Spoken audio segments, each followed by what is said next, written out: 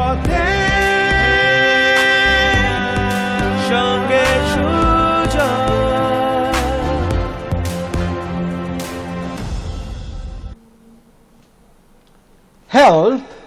Health is the greatest gift.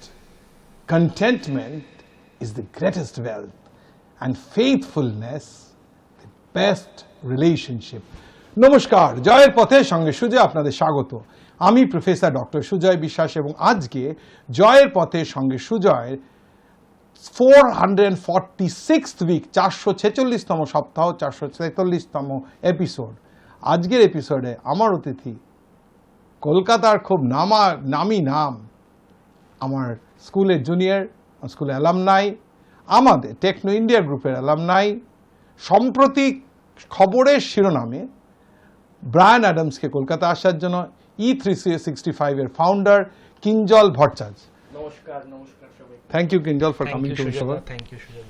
ধন্যবাদ দেবো আমার সকল দর্শকদের through the city of Calcutta, state of West Bengal, country of India, the whole world, যারা সপ্তাহের পর সপ্তাহ, মাসের পর মাস, বছরের পর বছর জয়ের পথের সঙ্গে সুজয়কে দেখে জয়ের পথের সঙ্গে সুজয়কে করে তুলেছেন এক মুখে মুখে চলা নাম। সঙ্গে রাখুন, দেখতে থাকুন জয়ের পথে সঙ্গে সুজয়। সাপ্তাহিক সাফল্যে 7 খণ্ডে 7 রুলস অফ সাকসেসে আজকে first, don't do it for money, don't run after money, do your work, money will run after you. The second rule of success, be into the details. Details এ না গেলে কিন্তু you do not know where it ends and you won't just মাঝপথেই কিন্তু আমরা হারিয়ে যাব। The third rule of success, be totally focused. কি করতে চাই সে ফোকাস এখনের হয়ে গেছে কোনো অ্যাটেনশনে, ইন্টারমিডিয়েট অ্যাটেনশন, একটা থেকে আরেকটা but you're not into the details or focus, then you lose the path. Fourth rule of success, অনেকবার বলেছি কিন্তু ক্লিশে হলো ভীষণ শক্তি, work hard. ম্যানেজমেন্ট ক্লাসে বলি success depends on hard work and luck, but harder you work luckier you are. The fifth rule হচ্ছে follow instincts. এই যে সফলতা আর ততটা সফল নয় কিংবা ব্যর্থতার ডিফারেন্স কিন্তু ইনস্টিং থেকে, কোনো একটা কিছু প্লে করে যে একটা স্প্লিন্টের মতন আসে যেটা আমাদের চাগিয়ে দেয় যে এইটা করলেই হবে, and that sets the fire, that sets gets you into the goal. The sixth rule of success, শুনলে হাসি লাগবে but it's true, have a messy days. যে না পড়াশুনো করে সে না খুব বইপত্র গুছিয়ে রাখে না, যার বাড়িতে গিয়ে দেখবেন খুব বই গোছানো আছে জানবেন সে একদিন ওই বইগুলো খুলে দেখেনি। So if have a messy days you know that your work is there, এবং তার থেকেই কিন্তু তারা খুঁজলে পেয়ে যায় কোথায় কি পাবে। আদারওয়াইজ খুব গুছিয়ে রাখলে কিন্তু গোছানোর মতো থাকবে। The seventh and the last rule of success, সাপ্তাহিক সাফল্যের 7 কোণে seventh and the last rule, ভীষণ ইম্পর্টেন্ট, ভীষণ ট্রু, ক্লিশে হয়তো অনেকবার বলেছি, লাভ হোয়াট ইউ ডু। যদি ভালোবেসে কাজ করি তাহলে কাজকে কাজ, পড়াকে পড়া, পরিশ্রমকে পরিশ্রম, কিচ্ছু মনে হবে না, and you will go from the one step to the other of success and rich. সেই বলি চাঁদের পাহাড়ের শেষে আমরা পৌঁছে যাব। চলে আসবো প্রশ্ন উত্তরে, তার আগে অতিথি সম্পর্কে 2-4 কথা, তার কারণ জয়ের পথে সঙ্গে সুজয় করে তার সফল অতিথিদের সাফল্যের ডকুমেন্টেশন। আমার আজকের অতিথি Kinjal Bhattacharya. Kinjal is an alumnus of South Point High School and Meghnad Shah Institute of Technology and a dropout from Symbiosis Center for Distance Learning, wears 2 hats with equal prowess, that of an IT engineer and a BA in Fine Arts by education and a music entrepreneur by passion. His journey is a testament to his remarkable vision and determination. In 2006, he embarked upon a transformative mission that would perhaps reshape Bengal's music industry. Recognizing the potential of the region's talented musician artists, Kinjal founded E365 Group with the vision of providing entertainment every day to the consumers and at the back end empower as many young creative minds as possible. Through his unwavering dedication, he orchestrated a paradigm shift, firstly from the secured life of an IT engineer placed with American giant Accenture to taking up the life of a hustler with his tomorrow always uncertain. What he ended up doing was turning the chaotic music scene into a harmonious blend of artistic achievement and sustainable business. Kinjal's initiative hasn't just been about music. It's about empowering the youth to follow their creative aspirations without compromising on financial stability. By providing a structured platform, he has enabled emerging musicians to find their footing and thrive while staying true to their art. His influence extends far beyond business success. Kinjal Bhattacharya has earned a well-deserved reputation for his contribution. His endeavors have earned him immense respect and admiration from peers and professionals alike within the events and music industry, and a lot of industry awards and accolades too. Beyond his professional endeavors, Kinjal is a well-rounded individual with a zest for life. His passions span the realms of exploration, from traverse new landscapes through travel to virtual adventures in gaming and intellectual enrichment through reading books, though he says his favorite pastime for the last 5 years has been playing with his daughter. In a world where synergy between art and commerce is often elusive, Kinjal stands as a beacon of inspiration, providing that with the right vision and dedication, one can sculpt a path that not only respects passion but also nurtures it into a thriving venture and tomorrow's unicorn. He says he is on a mission to find the science behind the commerce of arts and his contribution in reshaping Bengal's thriving live music industry. He seems to have done his bit to some extent already and pushing the boundaries now to build India's first AI-enabled event management company with the support of IIT Delhi. আমি আমার বোন 1 বছরের ছোট কস্তুরী, আমরা দুজন থাকতাম শ্যামবাজারে। আচ্ছা। বাবা মা ভর্তি করে দেয় সাউথ পয়েন্ট স্কুলে। সাউথ পয়েন্ট স্কুল তখন কলকাতার 1 নম্বর স্কুল। একদম। শ্যামবাজার থেকে রোজ 1 ঘন্টার জার্নি গাড়ি করে যেতাম সাউথ পয়েন্ট, আবার ফিরতাম বাড়ি, স্কুল করে বাড়ি ফিরতাম। যখন আমরা যেতাম নর্থ ক্যালকাটার 8-10টা বাচ্চা আমরা একসাথে পুল করে আমাদের গাড়ি করে যেতাম। যাওয়ার পথে আমাদের রেগুলার অ্যাক্টিভিটি ছিল আন্তাক্ষরী খেলা, ছোট্টবেলা থেকে একদম নার্সারি 1 থেকে বলতে গেলে গাড়ি করে যাচ্ছে 10টা বাচ্চা আন্তাক্ষরী খেলতে খেলতে ফিরছে। এখন ওই 10টা বাচ্চার যেখানেই থাকুন না কেন সবাই আন্তাক্ষরীর খুব স্পেশালিস্টই হবে। তো এটা ছিল লাইফ। আর খুব ইন্টারেস্টিং। আর বিকেলটুকু পেতাম না, কারণ লম্বা জার্নি ছিল। তো স্যাটারডে সানডে আমরা খুব একটা পড়াশোনা করতাম না, শুধু খেলাধুলা করতাম। এবার একটু বড় হলাম, টিউশনের প্রেশার চলে এলো লাইফে। ক্লাস 5 থেকে আমাদের স্কুলে এত একটা র্যাট রেস থাকে। আমরা বলি সাউথ পয়েন্টের র্যাট রেস ভালো দিকও আছে, খারাপ দিকও আছে। তো লাকিলি বলো আনলাকিলি বলো, র্যাট রেসে আমি আমার সেকশনে ম্যাক্সিমাম টাইমে ফার্স্ট চলে আসতাম। বাহ, ভেরি গুড। তার জন্য পড়াশোনার প্রেশারটা বাড়িতে আরো বাড়তে থাকলো, এক্সপেকটেশন বাড়তে থাকলো, তোমাকে ফার্স্ট হতে হবে এরকম টাইপ। আর বাবা কি করতো, বাবা খুব টার্গেট ওরিয়েন্টেড একজন ক্যারেক্টার। বাবা আমাকে টার্গেট দিত বছরের শুরুতে, যে এবছর যদি তুমি আবার ফার্স্ট হও তুমি একটা সিনথেসাইজার পাবে, এবছর যদি তুমি আবার ফার্স্ট হও তুমি একটা সাইকেল পাবে। আমি গান শিখতাম, বোন গান শিখতাম, আমরা বাণীচক্রে গান শিখতাম, হারমোনিয়াম বাজিয়ে গান শিখতাম। ইনফ্যাক্ট এখনকার মোস্ট পপুলার ফিমেল সিঙ্গার যদি আমি বলি, আমাদের জেনারেশনের শিল্পা রাও আমাদের সাথে একসাথে গান শিখতো। তাই নাকি? ও আচ্ছা। এভরি সানডে ও আঙ্কেলের সাথে জামশেদপুর থেকে ট্রেনে করে আসতো, আমরা একই ব্যাচে গান শিখতাম সানডে করে, বাণীচক্র শ্যামবাজারে। তো শিল্পার সাথে আমার সাউথেও আছে না একটা বাণীচক্র? বাণীচক্র সাউথেও আছে, দেশপ্রিয় পার্ক আছে। বাট আমরা ওখানে শিখতাম, ছোটবেলাটা যেহেতু ওখানে কেটেছে। আমি 6 এ পড়ি, বোন 5 এ পড়ে। ওই টাইমে পড়াশোনার চাপে বাবা মা আমাদেরকে নিয়ে স্কুলের পাশে কর্নফিল্ড রোডে একটা ফ্ল্যাটে শিফট হয়ে যাই। আমরা একটা ছোট ফ্ল্যাট বাবা মা কেনে, ওখানে আমরা শিফট হই। কারণ তখনকার দিনের স্কেডিউলটা কিভাবে হয়, স্কুল শেষ হলো 6টার সময়, আমরা চলে গেলাম টিউশন। রাত্রিবেলা 9টা-10টা অব্দি টিউশন হলো, 11টার সময় বাচ্চাগুলো ফিরছে শ্যামবাজারে হয়তো, আবার পরের দিন ভোরবেলা উঠে দৌড়ঝাঁপ করে চলে আসছে। অনেক সময় সকালে টিউশন থাকতো।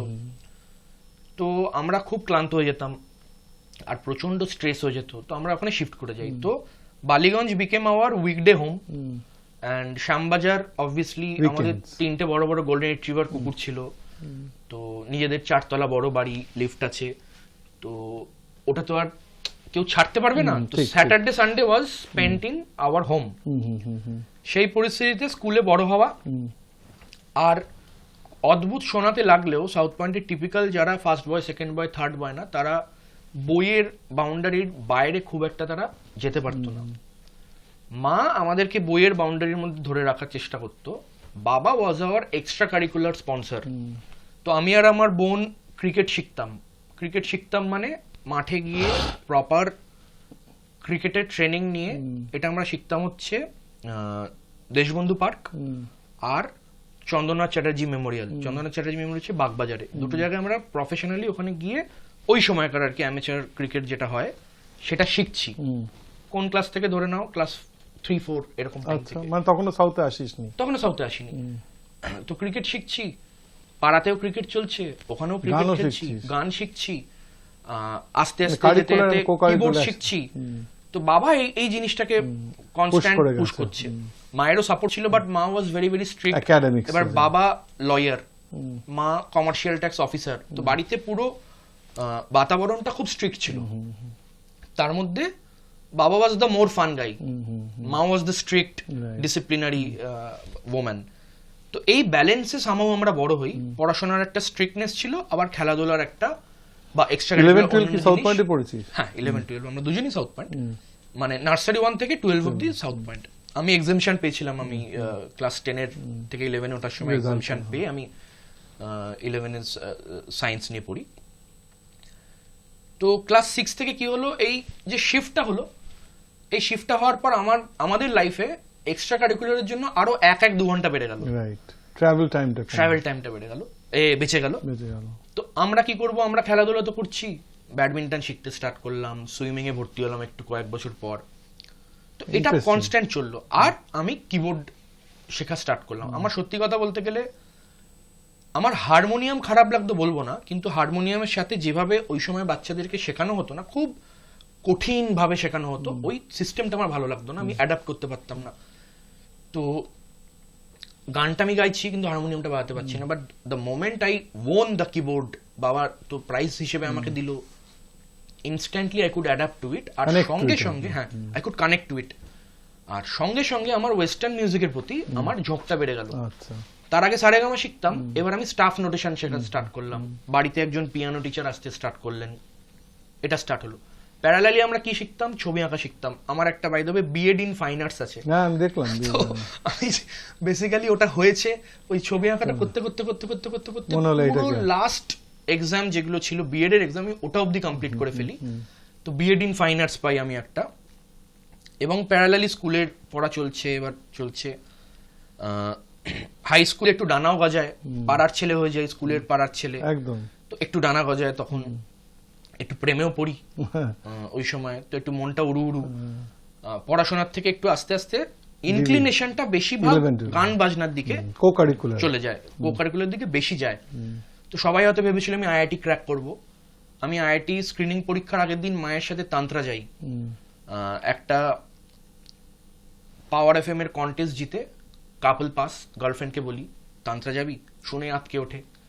তখনকার জেনারেশন এখনকার জেনারেশন অনেক ডিফারেন্ট। আমার অন্যান্য বান্ধবীদেরকে জিজ্ঞেস করি, কেউ রাজি হয় না। লাস্টে মাকে বললাম, মা একটা জিনিস জিতলাম, যেতে পারবো না? মা বললো ঠিক আছে পড়াশোনা শেষ করে নাও, ডিনার টাইমে আমি তোমাকে নিয়ে যাব। তো বাবা স্যাম্পল হেলসে যায়, আমি মায়ের সাথে তান্ত্রা যাই। পরের দিন আইআইটি স্ক্রিনিং। ওই যে এন্টারটেনমেন্টের জগৎটা আমি বারবার করে যাচ্ছি আসছি হচ্ছে না। আর শুধু তো একটা তান্ত্রা নয়, বাবা মা আমাকে একটা নেতাজি ইন্ডোর স্টেডিয়ামে কনসার্টে নিয়ে গেল, একটা না অদ্ভুত ভালো লাগা হয়ে যেত। স্টেজে একজন মিউজিশিয়ান পারফর্ম করছে, ওই যে তার ক্রিয়েটিভ ফ্রিডম আমাকে প্রচন্ড অ্যাট্রাক্ট করতো। আমি আইআইটি স্ক্রিনিং পরীক্ষায় ফাঁকা পেপার জমা দিয়ে আসি। আমি কিন্তু কোনো কিছু জানতামও না, যে এটা আমার লাইফের প্ল্যানের মধ্যেও ছিল না। মনে মনে আমি ভিডিও গেম ডেভেলপার হতে চাইতাম, কারণ আমি প্রচুর ভিডিও গেম নিয়ে মানে কাল্টিভেট করতাম, ব্যবসা করতাম। আমরা একদম প্রথমার্ধে শেষে চলে আসছি। আমি তো যে তোকে তো লোকে এখন অর্গানাইজার, মিউজিশিয়ান, মানে মিউজিক এন্টারপ্রেনার হিসেবেই চেনে, but at the same time তোর কতটা মনে হয় যে স্কুল কলেজের কথাটা জিজ্ঞেস করলাম, স্কুল কলেজে বেসিক ডিসিপ্লিন, তুই বলে স্কুলে তুই 10 অব্দি যথেষ্ট ভালো করেছিস, 11-12 had some kind of drift. তো এবং আফটার অল তুই টেকনো ইন্ডিয়া গ্রুপের কলেজ থেকে তুই কি কি কি স্ট্রিম থেকে পাস করেছিস? আমি আইআইটি পড়েছিলাম। আইটি পড়েছিলি, যে করলি, did it help in some way? মানে তুই অ্যাকসেঞ্চুরে কাজ করিস, অ্যাকসেঞ্চুরে কাজ করিনি আমি, অ্যাকসেঞ্চুরে চাকরি পাই কিন্তু আমি যাই না ইভেন্চুয়ালি। তো এই যে স্কুল কলেজে যে ডিসিপ্লিন গ্রোথ, তার সাথে তুই যেগুলো শিখেছিস স্ট্রাকচারালি শিখেছিস, মানে গাইডেন্সে শিখেছিস, খেলা বল, পিয়ানো বল, ডাজ ইট হেল্প ইট আজকের দিনে যেখানে তুই দাঁড়িয়ে আছিস, people look up to you? Recently তোর শোটা তো প্রায় ভাইরাল এই ব্র্যান্ডের, সেটা তো মনে হয় যে স্কুল কলেজে কন্ট্রিবিউশন রয়েছে? মানে ইনফ্যাক্ট কত শনিবারই আমাদের স্কুলের ফাটাফাটি কন্ট্রিবিউশন রয়েছে। সাউথ পয়েন্টে ওই কম্পিটিটিভ স্ট্রাকচারের মধ্যে যদি আমি পারফর্ম করতে না পারতাম, জীবনে কিছু করতে পারতাম না, এটা আমার মনে হয়। আর আমি দেখেছি যত সাউথ পয়েন্টের সাকসেস আছে না, তাদের মানে বেসিক ফাউন্ডেশনটা হচ্ছে কম্পিটিশনটা। রাইট, আমরা হেরে ফেরে না। যে সাউথ পয়েন্ট স্যাম্পল স্টাডি, ওখানে যদি ভালো করো তাহলে তুমি সমাজে ভালো করো কিছু না কিছু ভাবে। মানে আমাদের সময় হয়তো একটা ছেলে সাউথ পয়েন্টে টিকতে পারেনি, কিন্তু কিংবা আজকেও সে কোথাও না কোথাও কিছু না আজকে সে কিছু কোথাও না কোথাও দাঁড়িয়ে গেছে। ওই কম্পিটিশনটা যেটা রক্তের মধ্যে চলে আসে, আমাদের ডিএনএ তে চলে আসে, এটা সাউথ শিখিয়েছে। অ্যাবসলিউটলি। আমরা একদম প্রথমার্ধের শেষে চলেছি। আমার একটা প্রশ্ন থাকে, আমি এটা বিশ্বাস করি, তাই আমি বলি যে মোমেন্টস মেক লাইফ, মুহূর্তই জীবন তৈরি করে। এবং যে মুহূর্ত চলে গেছে, বিল গেটস কিংবা মুকেশ আম্বানি কেউই ফেরত পায় না, যত বিলিয়ন ডলারসই থাকুক। ইউ আর ভেরি ইয়াং, মানে at least to me you are much much younger. In fact আমি দেখলাম তো 2006 বোধহয় গ্রাজুয়েশন। না, আমি বিটেক পাস আউট হচ্ছে 2008 এর, এইচএস পাস আউট 2004। আচ্ছা, 2006 থেকে আমি ব্যবসাটা স্টার্ট করি, কলেজের সেকেন্ড ইয়ারে থাকা। 2008, so that makes it further, and I graduated in 89, Yes. so it's a how junior. কিন্তু at the same time আমরা প্রার্থনা করি তুই সুস্থ থাক, ভালো থাক, প্রফেশনালি পার্সোনালি ভালো, অনেক বড় হ। কিন্তু at the end any moment till date যাই হয়ে যাক, আগামী দিনে যাই প্রাইস বা জোর পড়ে, any moment till date which you'd like to cherish for the rest of your life. এই প্রশ্নটা কেন ইম্পর্টেন্ট বলছি, হাই নিউজের একটা ওটিটি আছে হাই নেক্সট বলে। আমরা দেখেছি গত কয়েক বছর ধরে যে লোকের অ্যাটেনশন স্প্যান খুব কমে গেছে, আধ ঘন্টার ইন্টারভিউ খুব কম। তো আমরা কেটে কেটে এটা হাই নেক্সটে করতে, তার মধ্যে ওয়ান অফ দ্য হচ্ছে যেরকম প্রথমার্ধের মানে আমরা 7 রুলস অফ সাকসেস গুলো করছি, কিংবা স্টেটমেন্ট, ওপেনিং স্টেটমেন্ট করছি, সেরকম এইটাও খুব ইম্পর্টেন্ট যে moments of a life, তোর moment till date which you'd like to cherish for the rest of your life. Maybe other moments হবে, মানে আসবে, এবং আমরা প্রার্থনা করি এরকম আরো মোমেন্টস আসবে, কিন্তু one or a couple of moments which you'd like to share with my viewers. আমি তো বাবা মার বিরুদ্ধে গিয়ে ব্যবসাটা করি। 2016-তে আমাকে উষাউতু স্টেজক্রাফট অ্যাওয়ার্ডে আমাকে best event manager of Kolkata বলে অ্যাওয়ার্ড দেন। খুব সম্ভবত science city auditorium. Science city auditorium আমি ছিলাম সেটা। তার ঠিক আগের বছর আমি মাইকেল লান্সটু রককে কলকাতায় নিয়ে আসি। তো আমাকে গৌতম দা যোগাযোগ করেন। গৌতম দা বলেন যে why don't you apply for stagecraft. তার আগে আমি কোনোদিন আমার এই ব্যবসা, এই প্রফেশনে কোনোদিন অ্যাওয়ার্ডের জন্য জীবনে কোনোদিন অ্যাপ্লাই করিনি। This was my first application. তো আমি বললাম কি করতে হবে, Gautam da said you apply for it. I applied for it. Gautam da মানে কার কথা? গৌতম জ্যান। গৌতম জ্যান। অ্যান্ড আমি অ্যাওয়ার্ডটা জিতি। তো ওই রাতটা আমার জীবনে একটা প্রফেশনাল ভ্যালিডেশনের খুব বড় একটা বাবা মা কোনোদিনই চাইনি আমি এই লাইনে আসি। আমার এই লাইনে আসাটাও প্রচন্ড coincidental and accidental, not even coincidental, accidental. একটা কমপ্লিটলি একাডেমিক লাইন থেকে ফাট করে শিফট করে এই লাইনে আসাটা তো খুব একটা সচরাচর হয় না। অনেকে এই লাইনে পারফর্ম না করতে পারে এই লাইনে আসতে পারে, বা অন্যভাবে আসতে পারে, যে একটা গ্র্যাজুয়েশন লেভেল অব্দি গেলাম, চাকরি বাকরি করলাম, তারপর এখানে এলাম। আমারটা খুব ইয়াং এজে অন্য কারণে ঘটে। তো ওই দিন আমি দেখেছিলাম ফার্স্ট টাইম আমি যখন অ্যাওয়ার্ডটা নিচ্ছি, আমার মনে আছে বাবা উঠে দাঁড়িয়ে হাততালি দিচ্ছে আর বাবার চোখে জল। আমার কাছে ওটাই আমার লাইফের বিগেস্ট অ্যাচিভমেন্ট। 446তম এপিসোড, 450 বেশি গেস্ট, সবার মুহূর্ত কিন্তু ডিফারেন্ট। চলে এসেছি প্রথমার্ধ একদম শেষে, একটা ছোট্ট গল্প বলবো। বলছে যে অন্যায় করছে, he has to wait for his time. যখন মার খাবে, যখন চড় খাবে, তখন গালে না ব্যথাটা হৃদয়ে লাগবে। এক ব্যবসায়ী ব্যবসা করতে, ব্যবসার জন্য অন্য একটা প্রদেশে গেছেন। 8-10 জন নিয়ে গেছেন, গার্ড নিয়ে গেছে, তার কারণ অনেক পয়সা করি, অনেক মালপত্র নিয়ে গেছেন, আর নিয়ে একটা হিউজ সাকসেস ওভার দেওয়া, অনেক পয়সা করে নিয়ে ফিরছেন, গাছগুলোকে নিয়ে ফিরেছেন। ফিরে এয়ারক্রাফট থেকে যখন বাড়িতে যাচ্ছেন, তখন গার্ডরা আসছিল, কিন্তু কিপটে, বেসিক্যালি ভদ্রলোক খুব কিপটে। তখন দেখছেন উনি বললেন যে গার্ডদের বাড়ির কাছাকাছি এসে বললো যে আরও যদি নিয়ে যাবে, খেতে দিতে হবে, আরও পয়সা খরচা হবে, এতদিন ধরে টানা হয়েছে। ওদের বললো যে তোমরা চলে যাও। তো তার বললো সাহেব আপনাকে বাড়ি পৌঁছে দিয়ে যায়, আপনি নিজে গাড়ি চালে, গাড়ি এখান থেকে আনেন, গাড়ি চালে। বলছে না না, আমি আমার তোমরা চলে যাও। তো দে ওয়েন্টেড।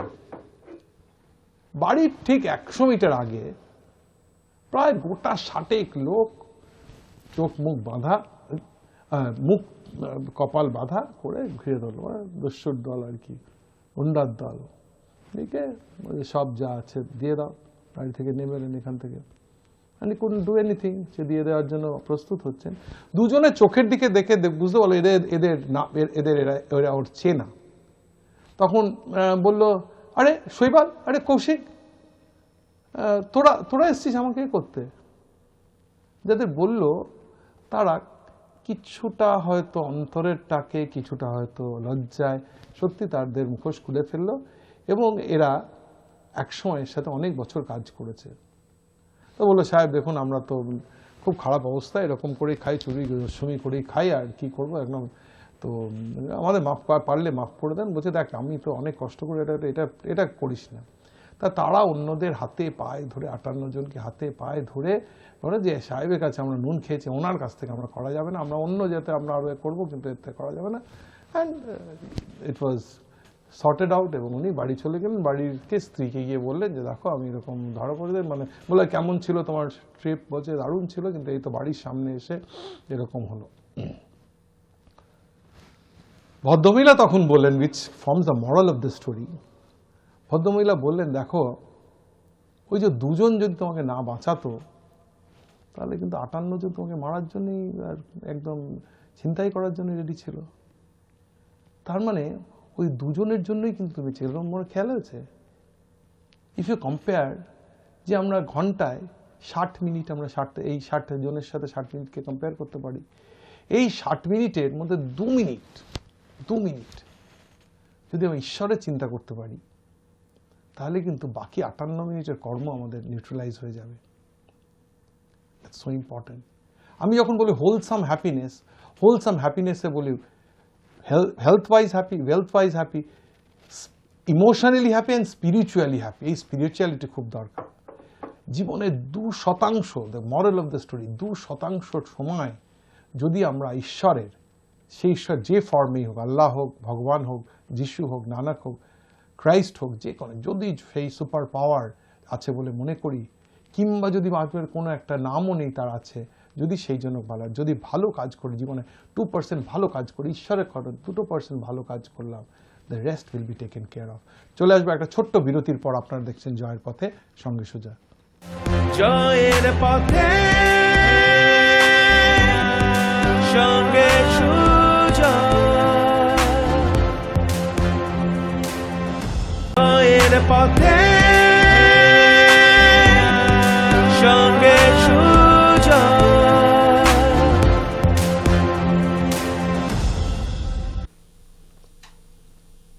ফিরে এলাম বিরতির পর। আপনারা দেখছেন জয়ের পথে সঙ্গে সুজা, এবং আজকে জয়ের পথে সঙ্গে সুজা 446তম এপিসোড। যারা প্রথম থেকে দেখেননি তাদের জন্য বলছি, আজকে আমার অতিথি আমারই স্কুলের জুনিয়র, আমাদের গ্রুপের, টেকনো ইন্ডিয়া গ্রুপের অ্যালামনি, আমার স্কুলের alumni, E365, the group who brought recently Bryan Adams in Calcutta, তার founder who has won many awards including Stagecraft, Kinjal Bhattacharya. Kinjal, তোকে তো এখন লোকে E365 কিংবা মিউজিক অন্টারপ্রেনার হিসেবে ইচ্ছে। If you share personal life, it helps to create connect with, তুই খানিকটা বলেছিস, একটু স্ট্রাকচার একটু ছোট করে বলবি। তার কারণ হচ্ছে আমি দেখেছি যে ফ্যামিলি লাইফ যদি ঠিক থাকে তাহলে প্রফেশনাল লাইফও মানে ঠিক থাকার চান্স বেশি। এমন না আমার 446টা এপিসোড হয়েছে, কিন্তু যাদের পার্সোনাল লাইফ ভালো না সেই সংখ্যাটা খুব কম। If you just share your personal life. Personal লাইফে সবারই আপস অ্যান্ড ডাউনস থাকে। আমি বাবা, মা, স্ত্রী, সন্তানের কথা বলছি। হ্যাঁ, আমি সেভাবে বলছি। আমার মা একজন ক্যান্সার সার্ভাইভার। আচ্ছা। তো বাড়িতে ওই সার্ভাইভাল মেন্টালিটির যুদ্ধ সারা জীবনই চলেছে। 2006-তে মায়ের ক্যান্সার ধরা পড়ে। মা এমনি তুই বলি কমার্শিয়াল ট্যাক্সেসে কাজ করতে। হ্যাঁ, 2009-তে মা রিটায়ার করেন। সেটার পরে আমরা মাকে বম্বে শিফট করি, ওখানে ট্রিটমেন্ট হয়। তো আমাদের ওই টাইমটা খুব খারাপই গেছে। কোথায় ক্যান্সার? কোলন ক্যান্সার ছিল। আচ্ছা। বাবা এখন অ্যালজাইমার্স পেশেন্ট। বাবা লয়ার ছিলেন ক্যালকাটা হাইকোর্টের, প্লাস ইনকাম ট্যাক্সের খুব বড় লয়ার ছিলেন একটা টাইম অব্দি। 2020 অব্দি উনি প্র্যাকটিস করতেন। প্যান্ডেমিকের সময় থেকে শরীরটা খারাপ হওয়া স্টার্ট হয়, একটার পর একটা। 4 বার হেপাটিক কোমা হয়। আচ্ছা। আমার বউ, আমাদের লাভ ম্যারেজ, চাইল্ডহুড লাভ, টেকনিক্যালি সেকেন্ড চাইল্ডহুড লাভ বলা যায়। প্রথমটা স্কুল লাইফে ছিল, যেটা ভেঙে যায়, যার জন্য আমি ব্যবসায় আসি একটা অ্যাক্সিডেন্টের সিচুয়েশনে।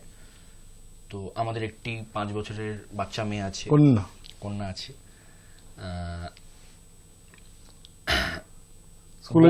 বোনের বিয়ে হয়ে গেছে। হ্যাঁ, হেরিটেজে পড়ে আমার মেয়ে। বোনের বিয়ে হয়ে গেছে। বোনের হাজব্যান্ড যে, সেও আমার স্কুলেরও জুনিয়র, কলেজেরও জুনিয়র। আচ্ছা। ওদেরও লাভ ম্যারেজ। তো এই হলো ফ্যামিলি বেসিক্যালি। আর এক্সটেন্ডেড ফ্যামিলি হচ্ছে অফিসে। পরিবারের অনেকে আমার ব্যবসার সঙ্গে আজকে ইনভলভ। তো বাড়ির একটা ফ্যামিলি, অফিসের একটা ফ্যামিলি, মোটামুটি একই রকম।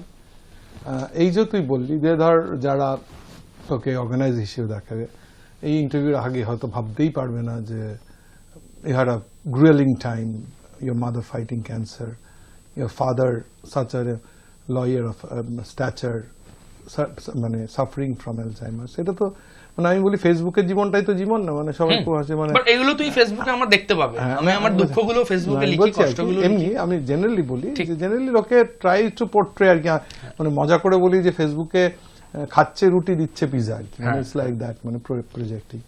তো সুতরাং যেটা বলতে চাইছি যে সবার জীবনে আমি রিয়েলাইজ করে একটা স্ট্রেস আছে এবং সেই স্ট্রেস ওভারকাম করেই সাফল্য। কিন্তু সেই স্ট্রেসের মধ্যে থেকে লোকে যে নিজেকে ঠিক রাখে through me time or the hobby time. তোর হবি কি? আমার হবি তো অরিজিনালি গান বাজনা। আচ্ছা, আমার এখন যদি আমি বলি গান বাজনার মধ্যে আমার হবি কি, সেটা ড্রামিং।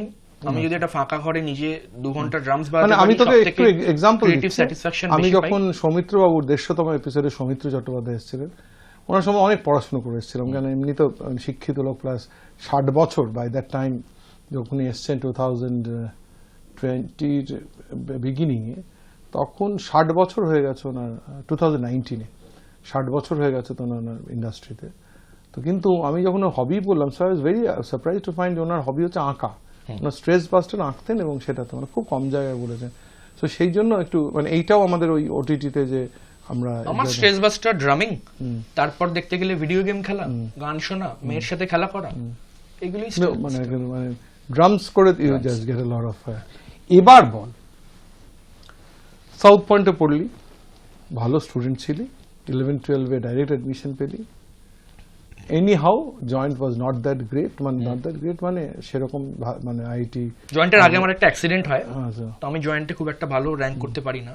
আর ওই সময়টা খুব একটা ডিস্ট্রেসফুল সিচুয়েশন দিয়ে যাচ্ছিলাম পার্সোনাল লাইফে, প্রচন্ড ডিপ্রেস ছিলাম। ভালো আমি পরীক্ষায় ভালো র্যাঙ্ক করতে পারি না। So the choice was to move out from Calcutta or to try for the next year or maybe continue with what ever rank আমি পেয়েছি। তো তারপর তুই বিঘ্নাস সাহায় গেলাম, আইটি পড়লাম। Which is reasonably a good college আর কি, সেখানে আইটি পেলি, which was growing at that point of time also. সেখান থেকে করে মানে E365 তাই অ্যাক্সেঞ্চারে চাকরি পেলি, and you didn't do that. এইটা মানে এইটা আমি তো কলেজে ঢোকার 1.5 বছরের মধ্যে বানাই ব্যবসাটা। 99% বাঙালির পক্ষে এ করাই খুব টাফ। মানে এটা I'm not trying to flatter you. What I'm saying is what I have I'm saying it from my point of view also. I wouldn't have done that. I didn't have that courage to do that. So এইটা কি করে হলো আর কি? ওই যে বললাম একটা accident হয়। আমার যে ছোটবেলার প্রেমিকা ছিল, তার বাবা আমার স্কুলের টিচার ছিলেন। তো এই যে আমি গান বাজনার লাইনে একটা আমার এন্ট্রি হলো, ততদিন আমার ব্যান্ড ফ্যান্ড তৈরি হয়ে গেছে, আমি প্রফেশনাল শোস করছি, ফার্স্ট ইয়ার স্টুডেন্ট, কিন্তু আমি অন্য কলেজে গিয়ে ব্যান্ড বাজিয়ে শো করছি। ওটা ওদের কাছে একটা কালচারাল শক হিসেবে এলো। খুব অশান্তি হলো, আমাদের ব্রেকআপ হয়ে গেল। যখন জিজ্ঞেস করার সুযোগ পেলাম যে আমি কি ভুলটা করেছিলাম, তখন আমাকে কোট আনকোট বলা হলো, এইসব তুমি যতদিন ভালো স্টুডেন্ট ছিলে আমাদের কোনো অসুবিধা ছিল না, সব গান বাজনার লাইনে গিয়ে তুমি তোমার লাইফটা বরবাদ করে ফেললে। গান বাজনা করে কোনোদিন কেউ বড় হতে পারেনি। এটা না আমার লাইফের হচ্ছে অরিজিনাল টার্নিং পয়েন্ট, এই কোয়েশ্চেনটা। মানে আমি তারপর থেকে আজ পর্যন্ত যা করেছি ওই কোয়েশ্চেনটা জবাব দেওয়ার জন্যই করেছি, যে কে বলেছে গান বাজনা করে কেউ বড় হতে পারেনি। হাজার হাজার এক্সাম্পল আছে। 100টা লোক ট্রাই করলে তো একটা লোক সাকসেসফুল হবে। তুমি কাউকে ট্রাই করতে দেবে না, তাহলে সে কি করবে? তাহলে সে তো কোনোদিন সাকসেসফুল হবে না। সো তারপর লাইফটা পুরো চেঞ্জ হয়ে যায়। তো আমার মাথাটার মধ্যে তখন আসে কিছুটা ইগো হার্টও হয়, একটা ভেঞ্জিয়েন্সও তৈরি হয় না, যে আমি তখন ভুল করলাম না, একটা 8 বছরের রিলেশনশিপ জাস্ট এই কারণে ভেঙে গেল। তো ওটার থেকে আমার চেষ্টাটা স্টার্ট হয় যে আমি প্রমাণ করি যে কিভাবে আমি গান বাজনা করে এই ইকোসিস্টেমটাকে বিল্ড করতে পারি। What was your first break? প্রথম এবার ধর তোর ইগো সিস্টেম হিট করলো, তুই ঠিক করবি। প্রথমে ওর কলেজে গেলাম, ওর কলেজে গিয়ে ওর কলেজে ফেস্টটা তুললাম। সাউন্ডস ভেরি ভেরি গুড আর কি, but at the same time what was the first break যখন মনে হলো কাউকে একটা প্রমাণ করা, নিজের কাছে মনে হলো যে ইয়েস আই হ্যাভ ডান ইট, কখন মনে হলো? মানে দেখ তুই যা ব্যাকগ্রাউন্ড বললি যে মা কমার্শিয়াল ট্যাক্সে, বাবা, আমি এইটুকুনি থেকে এইটা ইনফার করতেই পারি that you had a reasonably মানে ওয়েল টু ডু ব্যাকগ্রাউন্ড, যেখানে you had the opportunity of trying something different from others. কিন্তু আমি ফ্যামিলির থেকে না ফাইন্যান্সিয়াল না, নিলেও লোন নিয়ে না আমি লোন নিয়ে যাই করিস, ইটস আ গ্রেট ফ্যাক্ট যে যার কিছু মানে ফলব্যাক জায়গা নেই তার কিন্তু সেই রিস্কটা নিয়ে আরো অনেক বেশি টাফ। কিন্তু সেটা মাথায় রেখেও তোর তো নিজের কাছে একটা দায়বদ্ধতা, যেটা বলছিস যে একটা হচ্ছে প্রমাণ করা যে someone has said something which hurt you. তোর কখন কোনটার পর মনে হলো যে yes I have done it, not to prove to the other but I have done it, মানে কোনটা সময়? এটা প্রত্যেকটা প্রজেক্টেই মনে হয়, কেন কি আমাদের প্রত্যেকটা না, প্রজেক্ট first আলাদা time। হয়। আমি ফার্স্ট প্রথম টাইম মানে দিস ইজ ভেরি ইম্পর্টেন্ট, মানে একটা লোক এত দূর এসছে তারপর আমার মনে হয় পোয়েটস অফ দ্য ফলকে কলকাতায় আনা, যেটা আমার পার্সোনাল একটা, যদি আমি বলি অ্যাচিভমেন্ট হিসেবে আমি ভেবেছি। আমি কোনোদিন ভাবিনি যে কলকাতায় আমি একটা কনসার্ট অ্যানাউন্স করব 36 ঘন্টায় কনসার্টটা সোল্ড আউট হয়ে যাবে। ওটাকে আমি বলবো আমার লাইফের, প্রফেশনাল লাইফের ফার্স্ট বিগ মাইলস্টোন। কোন 2012 সালে ও দ্যাটস কলকাতার প্রথম ইন্টারন্যাশনাল শো ওটা আমাদের জেনারেশনের জন্য। ওসিবিসা বনিএম এর পরে this is the first international show in Kolkata যেটা আমরা that's very early in your career. এটা আমার মনে হয় আমার জন্য যে হ্যাঁ, মানে ওই স্টোরিটার উপরেই কিন্তু আজকের ব্রায়ান অ্যাডামসের স্টোরিটা বিল্ড হয়েছে। আমরা 18.5 বছর লাগলো। এবার আমি চলে আসছি ব্রায়ান ব্রায়ান অ্যাডামসকে অ্যাডামস, আনতে। বিকজ ইটস মানে এখন such a happening thing over there. মানে ব্রায়ান অ্যাডামস ইজ মানে প্রায় মাইলস্টোন অ্যাচিভড আর কি। এটা যে ছোট করে বলিস আমরা ব্রায়ান অ্যাডামস সবাই ভাবছে আমি এনেছি, ব্রায়ান অ্যাডামস আমরা এনেছি, 3টে কোম্পানি মিলে এনেছি। E365 আমাদের একটা আইপি বিজনেস আছে দ্য ফেস্টিভ্যাল বলে, যেটাতে আমরা শুধু ইন্টারন্যাশনাল লাইভ শোজ করি। Poets of the Fall, Michael Learns to Rock, Infected Mushroom, Karnivool, blah blah blah blah blah and Bryan Adams. এটার সঙ্গে what's in the name live, যারা কলকাতার সব থেকে বড় বলিউড শোজ অর্গানাইজ করেছে এত বছরে, সেটা সালমান খান হতে পারে, অরিজিৎ সিং হতে পারে, সেই কোম্পানিটা। এবং রিদিম বক্স লাস্ট 10 বছরে কলকাতায় যত বড় ডান্স ফেস্টিভ্যাল হয়েছে, সানবার্নের ডান্স ফেস্টিভ্যালস, সেগুলো সব ওরা অর্গানাইজ করেছে। তো আমরা 3টে কোম্পানি মিলে করেছি। বাট হ্যাঁ, আমাকে হয়তো মিউজিক লাভার্সরা বেশি ক্রেডিট দিচ্ছে, কারণ আমি 18 বছর ধরে আনার চেষ্টা করছি, আর 4বার এর আগে ফেল করেছি, এগ্রিমেন্ট সাইন করার পরেও ফেল করেছি। সেটা আমার কমিউনিটি জানে, তখন আমাকে গালাগালিও দিয়েছে, সেজন্য হয়তো এখন একটু বেশি ভালোবাসা পাচ্ছি। বাট আমি চাই এই ভালোবাসাটা যেন 3টে কোম্পানি সবাই পায়। যে আসছে মানে when you find what was your feeling at that point of time? আমি না খুব নাম বয়ে গেছিলাম, আমি না মানে 4বার ধোকা খেয়েছি তো, যতক্ষণ না হচ্ছে আমি কিছু রিয়েলাইজই করিনি, আমার কোনো ফিলিংও আসেনি। আমাকে আমার পার্টনাররা বলছে যে তোমার কিরম লাগছে, তোমার কি কান্না পাচ্ছে? আমারও সেই সময় আমি বলছি না, আমি কিছু ফিল করতে পারছি না, হয়ে যাক তারপর বুঝতে পারবো। এক্সেলেন্ট। এবার তো বলি যে যেহেতু সময় কম, অনেক আরো গল্প করার ছিল, where do you see yourself 5 years from now or in a later point of time? মানে একটা তো লোকের একটা ফোকাস থাকবে, তোর তো বাকি যে যার সাথে প্রবলেম হয়েছিল তাকে যা প্রমাণ করা, সে তো সব প্রমাণ শেষ। তো নিজেকেও না, ফার্স্ট এন্ড ফরমোস্ট তাদেরকে থ্যাংক ইউ, আমাকে এই ইন্ডাস্ট্রিতে এই যাত্রায় ঠেলে দেওয়ার জন্য তাদেরকে ধন্যবাদ, পুশটা দেওয়ার জন্য। কারণ এটাকে ডেস্টিনি বলবে, যে আমার তো কোনো লাইফে কোনো প্ল্যান ছিল না ইন্ডাস্ট্রিতে আসা। মানে your plan was মানে push to make a plan আর কি, যে Yes, yes. এবার হচ্ছে যে আগামী দিনে আমরা এটা নিয়ে খুব ক্লিয়ার যে আমরা টুকটুক করে, খুব টুকরো করে হলেও আমাদের ইন্ডাস্ট্রিটাকে কিছুটা স্ট্রাকচার করতে পেরেছি। সেটা আর্টিস্ট ম্যানেজমেন্ট করে হোক, সেটা ওয়েডিং প্ল্যানিং করে হোক, সেটা ইভেন্ট ম্যানেজমেন্ট করে হোক, সেটা ডিজিটাল মার্কেটিং করে হোক, বা সেটা আমরা এআই টুলসও বানাই, আমাদের একটা স্টার্টআপ আছে, একটা এআই স্টার্টআপ আছে, সেটা করে হলো। কলকাতাতে ইকোসিস্টেমটা আমরা মোটামুটি একটা ফাউন্ডেশন বানাতে পেরেছি, যেটুকু আমরা করতে পারতাম। এরপর এটাকে আমরা গ্লোবাল নিয়ে যেতে চাই। তুমি যদি আমাদের নেক্সট 5 ইয়ার্স প্ল্যান বলো, তো নেক্সট 5 বছরের মধ্যে আমরা গ্লোবাল এক্সপ্যানশনে যাব। আর আমরা কনসার্টস ফার্স্ট পরিস্থিতিতে ভাববো। এতদিন যেটা ছিল যে আমরা অন্য ব্যবসা করতাম, কনসার্টটা ইভেন্চুয়ালি বছরে 2টো করার জন্য, এখন ওটা আমরা চেঞ্জ করবো। আমরা ফার্স্টেই বছরে কনসার্ট প্ল্যান করব, এবং অন্য ব্যবসা যেরকম চলা সেরকম ভাবে চলবে। এক্সেলেন্ট, মানে you have a definite route আর কি। আমাদের নেক্সট 5 বছর আমাদের অলরেডি এগ্রিমেন্ট সাইন হচ্ছে কিছু বড় আর্টিস্টের সাথে, হোপফুলি তাদেরকে কলকাতাও আনতে পারবো। এড শিরানকে আনার চেষ্টা করছিলাম, পারলাম না, কলকাতার ইনফ্রাস্ট্রাকচার এখনো রেডি নয়। ওর টিম এসেছিল কলকাতায়, আমরা ঘুরিয়ে দেখালাম সব ভেন্যু টেনু, রিজেক্ট করে যায়, ওরা শিলংয়ে চলে যায়, থিম্পুতে চলে যায়, বাট কলকাতা আসতে পারেনি। তো কলকাতাতে অনেক ডেভেলপমেন্ট এখনো করতে হবে, সেটাতে আমাদের একটা অ্যাক্টিভ পার্টিসিপেশন এন্ড কন্ট্রিবিউশন থাকবে। আর কলকাতার বাইরে এবার আমরা So you are now banking on the big concerts first and then the other business. Definitely. So, with the success of Bryan Adam, it has given Definitely. more. এবার চলে আসি তোর একদম আমার একদম একটা কোর প্রশ্নে, আমি 2016 সালে 2 জুলাই এই প্রোগ্রামটা প্রথম টেলিকাস্ট হয় এবং প্রথম অতিথি ছিলেন বন্ধন ব্যাংকের chairman, founder, MD and CEO Chandrasekhar Ghosh. Chandrasekhar Uncle, আমাদের তুই জানিস যে সার্ভে পার্কেই থাকে, B5 এ হ্যাঁ, থাকে এবং we are like বোনের হ্যাঁ হ্যাঁ ফ্যামিলি। হ্যাঁ আমার গৌতম রায়চৌধুরী যিনি টেকনো ইন্ডিয়া চেয়ারম্যান, তার পাশের বাড়িতে থাকে। ঠিক, I know him for an number of time. ওর দুটো বাড়ি পাশে আমার বোন থাকে। তোর বোন থাকে, তো ওখানে তো ঘোষদাকে বলা উনি আসেন এবং সেই সময় টাটা বিড়লা আম্বানিদের হারিয়ে উনি করেন। উনি আমাকে একটা রিসেন্টলি বেঙ্গল বিজনেস কাউন্সিলের তরফ থেকে আমাকে একটা চিঠি সাইন করে পাঠান, মানে it's a certificate of appreciation for Bryan Adams show. উনি আমাকে রিসেন্টলি পাঠান। ভেরি থ্যাঙ্কফুল অ্যান্ড প্রাউড যে আমার কমিউনিটি বা বিজনেস কমিউনিটি কলকাতার তারা মুদার পাথরিও পাঠান যে Calcutta is proud that you live in it, which is a big thing for me. একদম। মানে আমি তো কেউ নই, একটা সামান্য ছোট্ট একটা এন্টারটেনমেন্টের ব্যবসা করি, বাট মানুষকে ইম্প্যাক্ট not দিতে like পেরেছি, that, that is what matters. তো উনি আসেন এবং তারপর প্রথম শো থেকে আমি বলি যে আমি সোনার বাংলা গড়ার একজন সৈনিক হতে চাই। I want to B A, এক একজন এক একটা থাকে, তো I want to be a soldier in making সোনার বাংলা। সোনার তো কিছু হয় না, সোনার মেয়ে, সোনার ছেলে, সোনার সংসার। তো তুই তো বাংলাতেই বড় হয়েছিস, you have travelled across the globe, কিন্তু বাংলাতেই বড় হয়েছে। যা করিস বাংলাতে, বিদেশিকে বাংলাতে নিয়ে আসি। ঠিক। তো কি মনে হয় বাংলা সোনার বাংলা গড়ার দিকে ঠিক মতো এগোচ্ছে?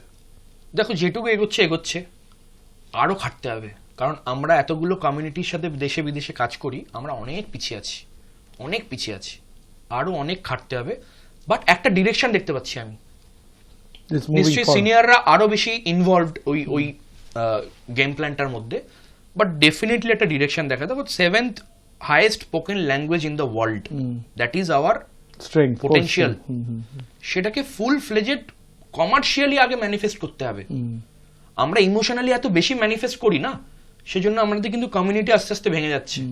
আগে ওটাকে কমার্শিয়ালি ম্যানিফেস্ট করতে হবে। অ্যাজ আ বিজনেসম্যান আগে ব্যবসা করতে হবে বাংলা নিয়ে, বাংলাতে বাঙালির জন্য এই কমিউনিটিতে কনস্ট্যান্ট বিজনেস করতে হবে আগে, তাহলেই কমিউনিটি গ্রো করবে, এটা আমার ধারণা।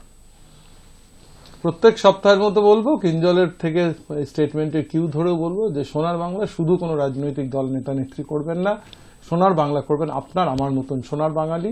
আসুন হাতে হাত ধরি, সোনার বাংলা করি, হাতে হাত ধরি, সোনার বাংলা করি, হাতে হাত ধরি, সোনার বাংলা করি। চলেছি প্রোগ্রাম একদম শেষে, একদম শেষ প্রশ্ন তোর কাছে। টিম জয়ের পথে সঙ্গে সুজা তার অতিথি নির্বাচন করে তার সাফল্যের নিরিখে, এবং আজ যে 7 রুলস অফ সাকসেস বলছে, এই প্রত্যেক সপ্তাহে একটা 7 রুলস অফ সাকসেস থাকে। কোনোটাই কিন্তু আমার করা না, maybe I believe in many of them, এবং কোনো সপ্তাহে কোনোটা একটা কপি পেস্ট না। এটা ইন্টারনেট থেকে ঘেটে ঘুটে যে সাকসেসফুল পিপল ইন্টারভিউ কি বলছে, অনেক সময় রুলস বলছে, অনেক সময় 10 points two be a leader, এরকম সেখান থেকে নিয়ে করা। আমার তোর কাছে শেষ প্রশ্ন, কিপিং ইন মাইন্ড যে I am with the Techno India group for the last 16.5 years, এবং বেসিক ভিউয়ারশিপ কিন্তু শুরু হয় স্টুডেন্টস দিয়ে, তারপর আমার সাউথ পয়েন্ট আছে, যাদবপুর আছে, আমার বিদেশে থাকা আছে, দ্য হোল কমিউনিটি। আমি ক্যালকাটা ইউনিভার্সিটি MBA করি, যে এখন কিন্তু 8 থেকে 80 অব্দি আমার ভিউয়ারশিপ আর কি। তো আমার কাছে তো শেষ প্রশ্ন, ইয়োর অ্যাডভাইস ফর সাকসেস, আমি তো প্রত্যেক সপ্তাহে বলে যাই এবং আমরা সেটা গেস্ট থেকে নিই প্রত্যেক সপ্তাহে, their advice for success for my viewers, most of them which are young আর মিডল এজ। সবার প্রথমে না পারপাস ডিফাইন করতে হবে, যে তুমি অ্যাজ আ হিউম্যান বিইং যদি তোমার কাছে অপরচুনিটি থাকে, রিসোর্স থাকে, তুমি কোন ইম্প্যাক্টটা বিল্ড করতে চাও পৃথিবীতে, তোমার কমিউনিটিতে হতে পারে, লার্জার স্কেপে হতে পারে, পারপাসটা ডিফাইন করতে হবে। আমি খুব ক্লিয়ার যে আমি যে কাজই করব, আমার পারপাসটা হবে মিউজিক ইন্ডাস্ট্রিতে যেন আমি একটা ইম্প্যাক্ট ফেলতে পারি, ওই পারপাসটা ডিফাইন করতে হবে। পারপাসটা ডিফাইন না করলে উইল গেট লস্ট। সেকেন্ড, এখানেও লেখা যে এটা আমি আমার অফিসে আমার গলায় রক্ত বেরিয়ে, আমি সবসময় লোককে শেখাই, ডিটেলিংয়ে মন দিতে হবে। যে কোনো জিনিস যত ডিটেলিংয়ে ঢুকবো, দেশে devil is in the details, ডিটেলিংয়ে মন দিতে হবে। এটা খুব খুব খুব ইম্পর্টেন্ট, তোমরাও এখানে এটাকে মেনশন করেছো। হাল ছাড়লে চলবে না। যে কোনো ব্যবসা করতে গেলে না, আজকালকার ছেলেমেয়েরা ভাবে একটা স্টার্ট আপের স্টোরি পড়ে যে it's a 18-month journey, it is actually 18-year journey. 18.5 বছর আমি এই ব্যবসাটা করে এখানে এসেছি। হ্যাঁ, it's a 18-year journey, 20-year journey, life long journey. হাল ছাড়লে চলবে না। যদি পারপাস ডিফাইন থাকে, যদি আমি কাজটা বা সাবজেক্টটার ডিটেল জানি, সাকসেস কেউ আটকাতে পারবে না। সৎভাবে কাজ করতে হবে। 4th পয়েন্ট আমি যেটা বলবো, এখন সবাই খুব কুইক মানির দিকে লাফায়, কোনো লাভের লাভ হয় না, ভ্যালু বিল্ড হয় না, ইভেনচুয়ালি ওই ব্যবসা ছেড়ে বা ওই চাকরি ছেড়ে অন্য জায়গায় তাকে যেতে হয়। কুইক মানিতে না শর্ট টার্ম অনেক কিছু হয়, লং টার্ম কিচ্ছু হয় না। আমাদের কোম্পানিতে দেখবে আমরা খারাপ টাইমে গেলেও আমরা আমাদের ফাউন্ডেশন, কোর ফাউন্ডেশন প্রিন্সিপালস থেকে বাইরে যাই না। অনেক সময় তাতে আমাদের ক্ষতি হয়, ব্যবসা ছেড়ে দিই, কিন্তু core foundation of principles has to be about long term. তো শর্ট টার্ম না ভেবে লং টার্ম ভাবতে হবে। কষ্ট বেশি লং টার্মে, কিন্তু আখেরে লাইফটা বেটার হবে। এটা আমি সবাইকে বলি, আমার জুনিয়রসদের বলি, ইন্টার্নসদের বলি, যাকে পাই তাকে এটা আমরা বলি। আর একটা জিনিস মাথায় রাখতে হবে, নিজের কমিউনিটির ব্যাপারে আগে ভাবতে হবে। কমিউনিটির বাইরে গিয়ে আমি একটা নতুন বিশাল বড় কিছু করব, তুমি তোমার প্রথম কাস্টমার্সদেরকে হারিয়ে ফেলছো। আমি যেরকম, আমি যদি ব্যবসাটা সাউথ পয়েন্টে সাপোর্ট না পেতাম, টেকনো ইন্ডিয়ার পুরো ফ্র্যাটার্নিটি সাপোর্ট না পেতাম, বা আমাদের লার্জার ইঞ্জিনিয়ারিং কমিউনিটি সাপোর্ট না পেতাম, আমি কিন্তু এই ব্যবসাটা করতে পারতাম না। তখন আমি হয়তো চেষ্টা করতাম ফান্ডিং নিয়ে অন্য ব্যবসা করার, কিন্তু আমার ফার্স্ট কাস্টমার্স আমার কমিউনিটি থেকে আসবে। তো নিজের কমিউনিটিতে কি স্ট্রেংথ, কি ডিমান্ড, সাপ্লাই, এটাকে খুঁজতে হবে। যেভাবে ভাবি, আমি বিজনেস বিল্ড করার যখন স্টার্ট করি তখন এটা আমি শিখিনি, বাট আস্তে আস্তে শিখেছি। আসল ব্যবসা না এক্সিট হয় না। যেটা ফাউন্ডার ব্যবসা বানালো, এক্সিট করে চলে গেল, ফাউন্ডার ব্যবসাটার প্রাণ। আসল ব্যবসা সাকসেস হচ্ছে যদি ব্যবসাটা 3 পুরুষ চলে। সেটা যদি তুমি খাতায় কলমে দেখো 100 years, if the business runs for 100 years, then that's a solid business. আসল ভ্যালু তখন বিল্ড হয়, আইপিও যাবে, শেয়ারের দাম থাকবে। শর্ট টার্ম কুইক এক্সিটে কিছু হয় না। সো ওইভাবে ভাবতে হবে। ওকে, 6টা পয়েন্টই বললাম, 7 নম্বর পয়েন্ট আমার মনে আসছে না। শিওর।